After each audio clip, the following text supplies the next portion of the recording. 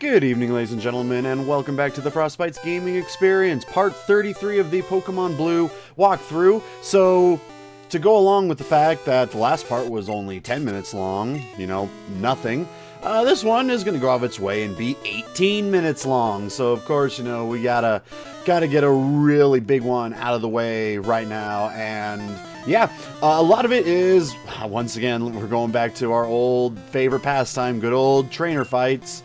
But then also we are going to be going out of our way to go into a whole new area that we probably could have traversed to a little bit earlier, but decided to hold off on it until about now, and just combining those two together made for a really good 18-minute part. And again, I kind of had to do it this way because if I try to add more to the other part would have been something like 25 minutes, and the next part would have been about 23, so, that's kind of usually how it goes. Anyways, taking this waterway, which I believe is Route 23, if I'm not mistaken, there is a grass patch all the way to the north of this route, just right under where Pallet Town is. Basically, once you start off in Pallet Town, you head down south, and there's essentially a fence, I guess, or whatever it is, that's blocking your means of making it to this patch of grass that we are now capable of getting ourselves to now that we have Surf. So, in the red and blue versions, if you do go to that patch of grass, you have a 25% chance to catch a Pidgey, a 15% chance for a Pidgeotto, 35% chance for a Rattata, 15% chance for a Raticate, and a 10% chance for a Tangela. I think the only place that you are capable of getting a Tangela, so there's that. Other than the Safari Zone. You just about... Actually, no, I don't think Tangela was in the Safari Zone. Yeah, I think this is the only place you can catch a Tangela. Interesting. In the yellow version, you have a 60% chance to catch a Pidgey, a 10% chance for a Pidgeotto, 25% chance for a Rattata, and a 5% chance for a Raticate. Tangela being a red and blue only exclusive, I guess. I don't know. Surfing. 100% chance you're going to run into a Tentacool. Basically, Tentacool is essentially the Zubat of the sea. And I think I already made that joke before in one of the earlier surfing parts, but it kind of stands true, where Tentacool is just all over the place. And I think I remember somebody saying that in Gen 3, it's even worse in the Hoenn region, because there's like a part where it's like nothing but tentacle after tentacle after tentacle all over the place. And much like in the other area where if you were surfing for a Tentacool, the levels are going to vary 5, 10, 15, 20, 30, 35, and 40. So, you can catch whatever type of level of Tentacool you want. Anyways, with that said, if you are fishing, on the other hand, with an old rod, it's our old buddy Magikarp, and it'll never change. Good rod, 50% chance for a Poliwag, 50% chance for a Goldeen. And then with the Super Rod in the red and blue version, it's a 25% chance for a Shelder, Horsey, Goldeen, and Staryu. And in the yellow version, it's a 60% chance for a Tentacool, 10% chance for a Tentacruel, and a 30% chance for a Staryu. And that's really about it. Biggest, difference maker as far as this area goes is the patch of grass to get yourself a Tangela, and everything else is just about exactly what you expect at this point. Hitting towards the end point of the game, not really expected to run into anything new or exciting until we hit the final stretch of Victory Road, and then after beating the game, going through the, oh my god, I just blanked on the city name, the Cerulean Cave? Am I right? I might be wrong. Oh my god. I blanked on the city name, but anyways, yeah, there's that. So, outside of that, just about everything that we've run into, we're basically going to be running into it all over again. There's not really going to be much of a change, minus the next area that we're actually going into. There's a bit of a change in that one, but we'll get to that once we get to that. So, right now we are already only about 4 minutes in, and stats are done. So, we're hitting that point where it's like, there's got to be some amount of topics to still talk about out there. And there really isn't. But because of that, that leads me into one of my favorite topics of all time. So sit back, relax, and enjoy as Frosty here decides to go over one of his favorite pastimes ever, and what I like to call the evolution of a conversation. So, take this for here. Let's say that you're talking with a friend, talking with a lover, talking with, someone that you got a crush on, and you hit that point of just dead silence. The conversation has ended, and for whatever reason, that conversation didn't go forward into another conversation. What do you do? Okay?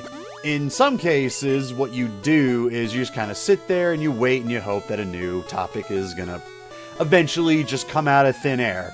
It's just going to fall from the sky as like a piece of paper with a topic that says, talk with this person about this.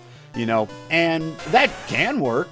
You know, I mean, if you got nothing to talk about and you're just kind of sitting there doing nothing, then, you know, eventually someone's going to think of something to talk about. But, you know, you got to try and get through that awkward, like, you know, no talking phase, you know, the awkward silence, you know, especially if it's someone that you're like really into or something like that. And, you know, you just don't really want those awkward silences, because then, especially if it's like on the phone, because awkward silence is a pretty good thing to have, you know, when you're with the person.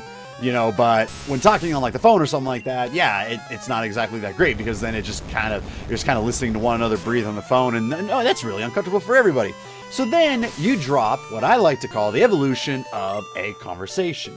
And honestly, this probably only works with certain people, considering the fact that some people might just think you're a little bit crazy for bringing up something like this. But I bring it up with just about everybody. And so far, people do find it actually really intriguing and interesting, and it's really fun to do. So what is the evolution of a conversation? Well, to me, the evolution of a conversation is trying to find out, where did the conversation start? What topic were we first talking about? And then what of that topic led to where we are right now? Because it's so fascinating when you're talking with somebody, how one sentence or one word can then jumpstart an entire new conversation about something else. And what's really fun to do, and again, this is like really fun for me. It might not be fun for some of you guys out there, but I mean, trust me, a lot of people out there really do actually find it a little bit interesting, or at least fun. You know, maybe not interesting, but at least fun to do. Where you just try to find out how exactly you got to the point of just nothing to talk about whatsoever. You know, and you use that to continue talking about anything, really. But it's like, if you hit that point where there is nothing more to be said, no one's got anything to say, it's just complete awkward silence, just drop a, all right, tell me, do you remember what the first thing we talked about was?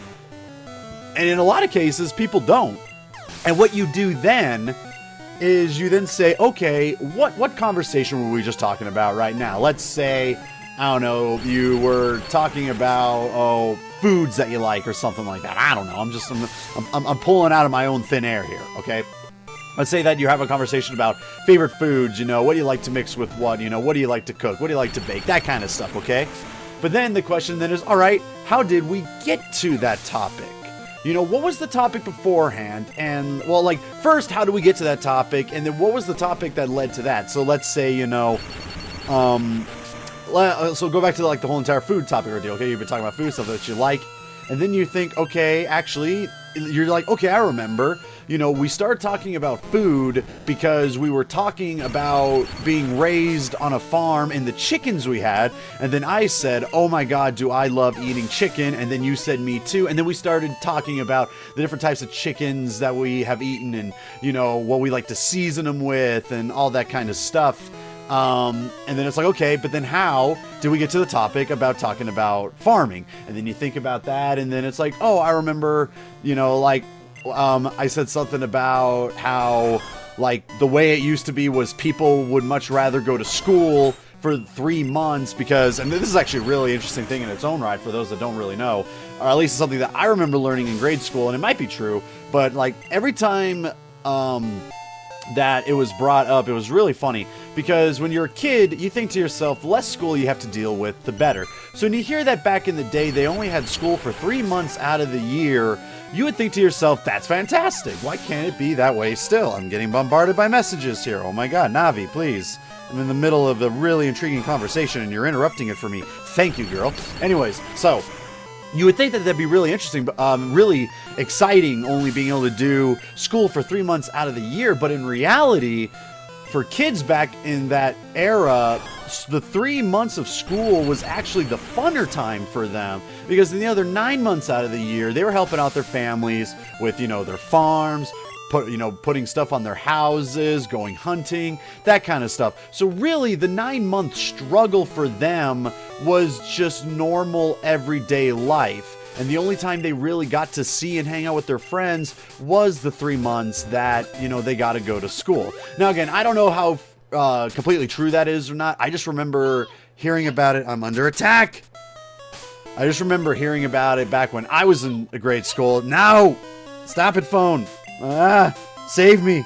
Okay, Well, what the heck was that? Oh, okay. Anyways, so I just remember learning about that in school, and again, I don't know how true that is or not, but I always found it very intriguing. But then let's say, like, you were talking about that with somebody, and then at an event, you know, talking about schools, and it's like, oh, did you know that, you know, at one point people really love to go to school because it's the only time that they got to hang out with their friends.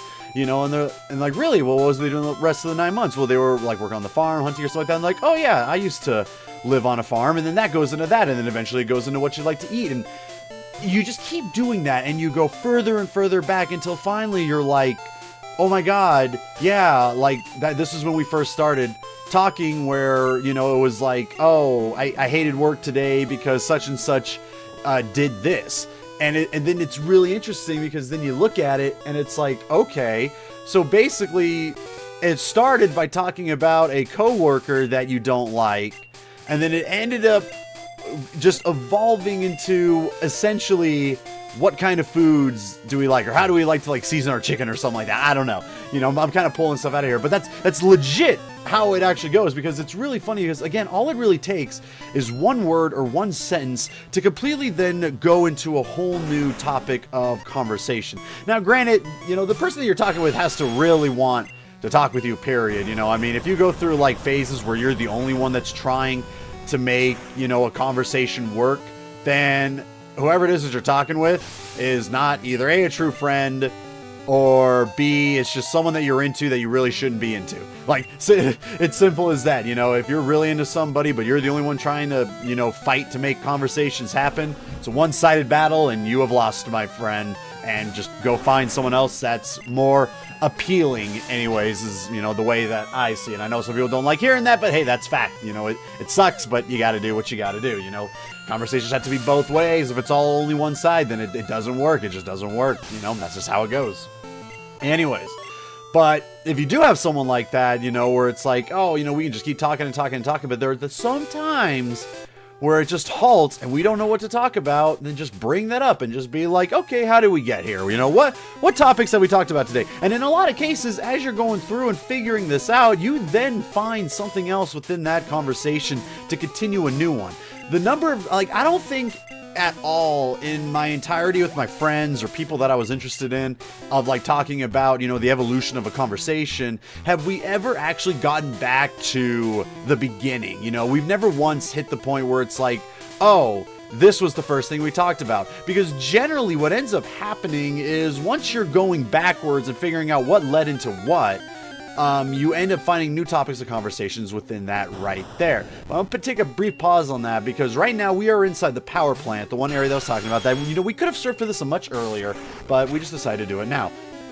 The power plant is very electric based, and it also has a little bit of interesting items that are not items, but they're Pokemon themselves. You have Voltorb and later on Electrode that I do show off both of them just one time, and then every other time I just, you know, completely edit it out. But Voltorb, and I think this might be an Electrode, maybe. Let's see. I think we got it both back to back, and perfect. So Voltorb and Electrode, two electric-type Pokemon that look like Pokeballs themselves, and because of that, because items look like Pokeballs, and when you go ahead and click onto them, it ends up, you know, tricking you and being like, hey, we were an Electrode and a Voltorb all along, and you just have to deal with us. And I fight all of them because, you know, it's just to kind of showcase to you guys what is an actual item and what is a Voltorb and Electrode.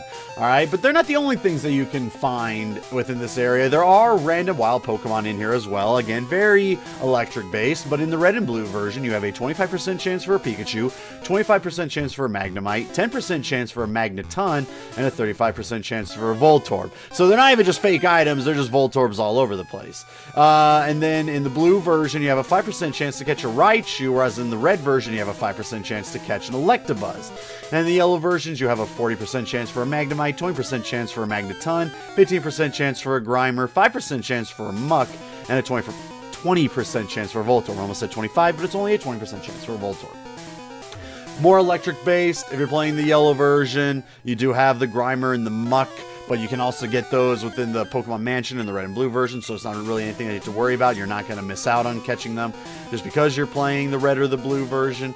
And yeah, again, if you really want an electric type really early besides getting a Jolteon, this is essentially where you got to go. So you got to get Surf, you got to get the availability to use Surf, which I think is after you beat Koga, if I'm not mistaken. And then once you've done that, then you can go out of your way and get yourself, you know, a Magnemite to get a Magneton, a Pikachu to get a Raichu. In the red version, was it the red version? Yeah, in the red version, you get Electabuzz if you want that. You can get a Voltorb or an Electrode if you want.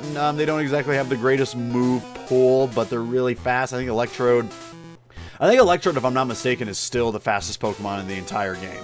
Like, with no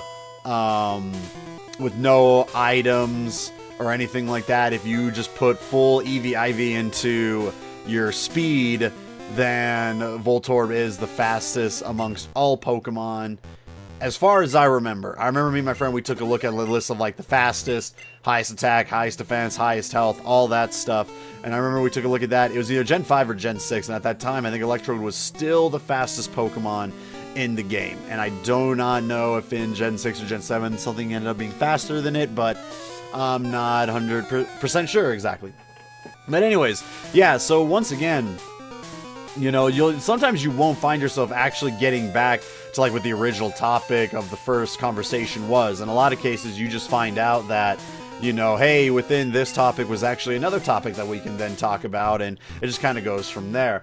Me and my friend would do this all the time during like 6-hour car rides and whatnot. But with that being said, say hello to legendary bird number 2, the Zapdos, aka, you know, you get zapped on and it's number 2. So bird 2, Zapdos, electric flying.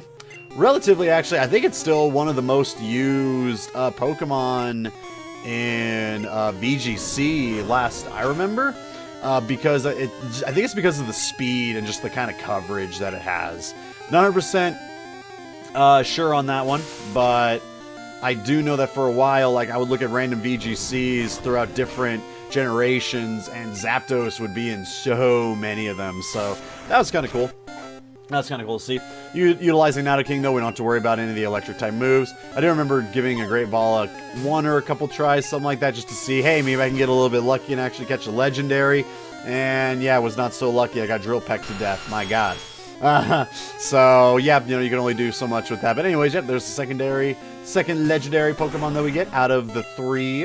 Or at least 3 of the 3 bird Pokemon anyways. Not just the 3 in general. But, yep, slash it down and by Zapdos will once again capture legendary Pokemon later. I don't think we've caught a... No, we have. I think in Gen 2 I caught Mewtwo with the Master Ball, if I'm not mistaken. Anyways, use the escape rope to leave all the way back to the Pokemon Center, so then we can just, you know, get out of it as soon as possible, don't have to worry about it. But anyways, so yeah, you ever find yourself in a situation when you're like, hey, conversation's at a standstill, I need to find something to talk about, just bring up the evolution of a conversation, and just be like, hey, how did we get to this point? And you'll find that in many cases it will keep a conversation going, but that's all we're gonna, this is where our conversation ends. Nice, bitter, awkward silence, waiting to get to the next part. But you guys enjoy the rest of your evening, and we will catch you on that next part.